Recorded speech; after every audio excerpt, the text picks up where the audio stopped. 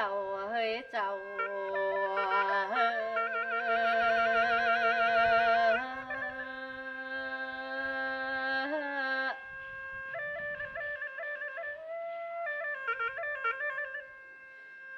ลาบาดเดียววันนี้ฟังโตปอโตนกใส่น้อยซักสอยดอกปีสั่งมายินดีแก้วหอมหักยินดีนอนยินดีนำหักปลายินดีนะหักสาหมูจุ่มก็เขายินดีในต่างแก้วปินเก่าหักไผ่เมืองตุน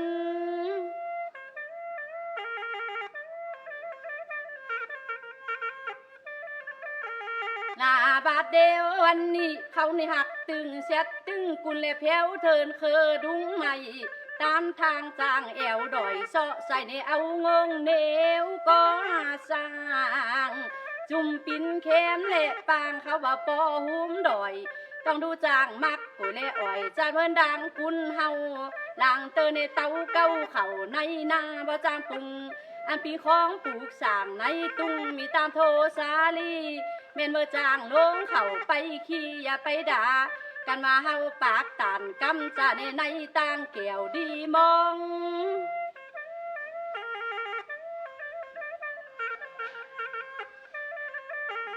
ลาบาดเดียววันนี้แม่นเมื่อไปกินเครื่องปลูกของแปงเนอลงสายตีเต้นและตื่นเก่า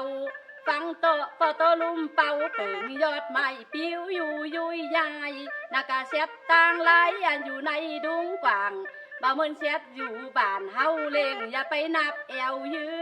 เป่าก้นยิบและถือหมู่ปืนนาดกล่อง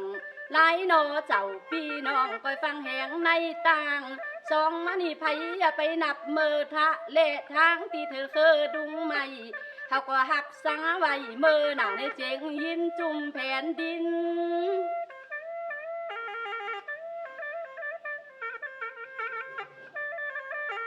ลาบาดเดียววันนี้ไก่กัดยินและพินน้ำตกลินทอตาด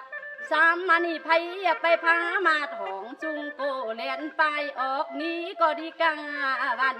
กันหันพาเตดเปิ้นและสุกปินดีอย่าไปหน้าพาโคเมื่อขอนเฮาในใดสุกย้อนปึงโกงสร้างต่างก่อยวางจิตเละใจ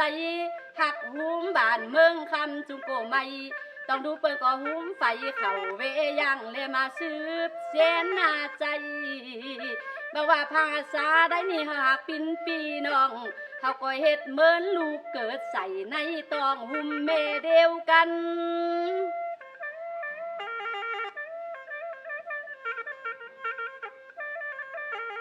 ลาบาดเดียววันนี้นักไผหันไผเฮ็ดหน้าแก้มโคแย้มจุ่มเดี๋ยวข่อยมาครับเจ้าพี่น้องก็สุดฟังปัญญา